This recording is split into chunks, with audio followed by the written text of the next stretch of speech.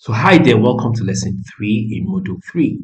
We are still looking at data consistencies, basically checking for skips and roster summaries.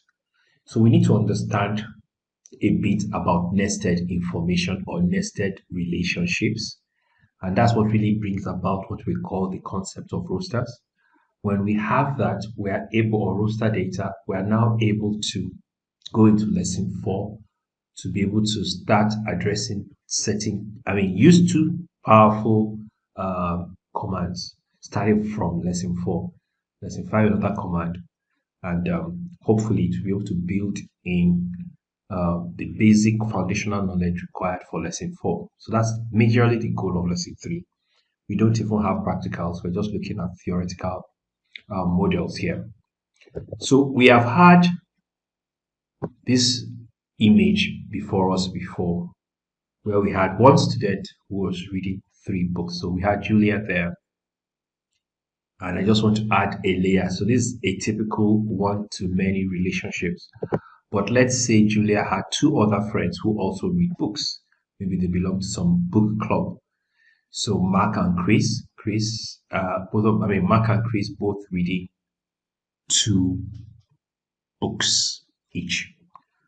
And then, 2 of them go to one school, the other one attends Hope Academic. So this is a real life situation. So 2 layers of nested information. So students to book is one to many, and school to student is a one to many relationship. So we now have to look at these 3 entities. So we have these 3 entities: the school, the student, and the book. Basically, that's what we have been looking at. Now let's take the school first and just get 4 attributes: the name of the school, the owner of the school, the year of the school, and then the school ID. We had emphasized now why every data set should have that ID. There could be 2 schools with the same name, maybe similar names of owners, maybe similar year of um, establishment, but the IDs are unique. So we have given a lot of examples. So it's very important. And I know every school in the world has a unique ID somewhere in the database. Okay, so that's the attribute for the schools. The students too have attributes. They have a name, they have a PID. Each student must have its own ID, and then gender, and then they are tied to a school. So you don't even need to ask which school, because if you use the IDs, you are able to trace the name of the school appropriately. So we could have 2 Bell Academies, but if you know that one is 101 and one is 102, everybody will know, okay, so maybe Julia attends the 102 version of the Bell Academy. So basically, that's what it's all about. So there are 2 IDs for the pupil. In similar vein too, there are 2 IDs for the books: the PID of the person who owns the book, and then the book ID that can uniquely identify the book. So let's just push all those attributes up and look again at those 3 major sections. So this is the first section: the school, the student, and then the books. Now we have the IDs, we don't have the group. So we're just going to supply information. So the PID, or the book ID will be B1 to B7 for the 7 books. That's very important. And then we'll have IDs also for the students, P1 to P3. And then for the school, S1 to S2. Now we need to capture information like group, which is missing here, and the PID. So we need to look at the database for the books alone. So we already have the PID information for the books, which is supplied by the entities of the students. So P1 to P3, the book ID is already there, the title, and now we added groups: African and European. Great Expectation is European, Half of a Yellow Sun is African. So that's fine. So this is how basically the database for the books look like. Let's now look at closely at just the books alone. So I've removed the books visual. There's no need for putting icons that represent books. This is what it just looks like. Very simple database.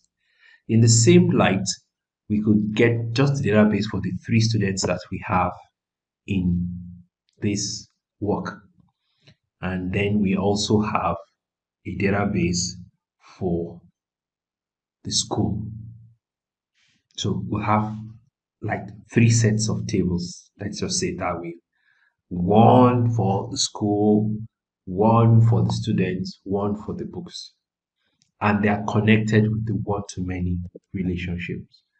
So basically, that's how it works. Now, I'm just going to leave the book icons, so we can see them in a parallel line. Now, this summarizes it. 7 books across 2 schools, across 3 students. And from time to time, um, they will ask questions about the students. Please ignore the other quiz. I mean, there's only 3 students here. It's an error. Okay, so when data is being generated at those 3 levels, we're having a list of schools, we're having a list of students, a list of books, then there are some interesting questions you want to investigate.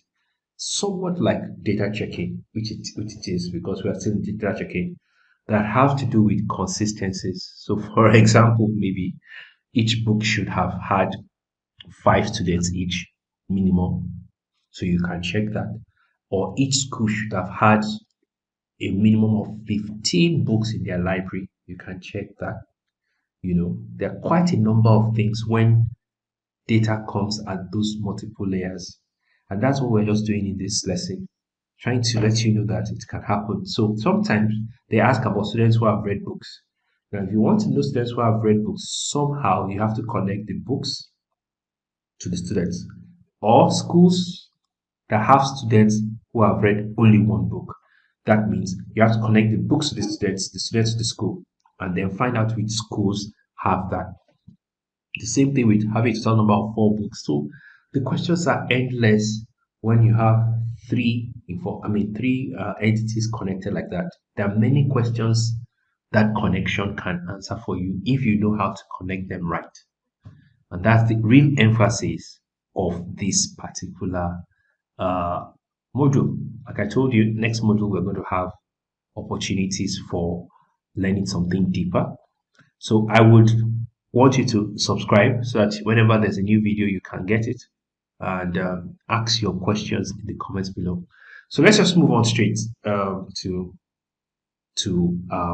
all the kind of questions that can be asked, like how many books does each school have? I just want to pick the first question. So, and if I look at the diagram closely, it's obvious. 5 books for the first school, 2 books for the second school. Now, that can be done visually because I just have 3 students and 7 books. But imagine we had millions of books, thousands of students, hundreds of schools. How do you go about it? So basically, that's what we'll be learning in lesson 4.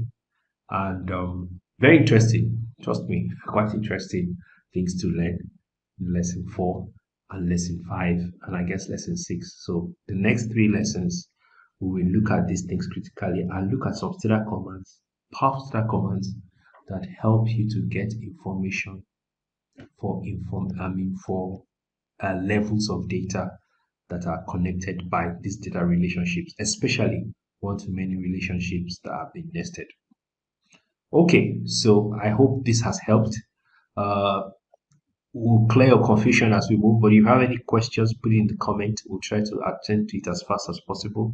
Don't forget to like, to share, and hit the notification bell. There are so many interesting videos coming.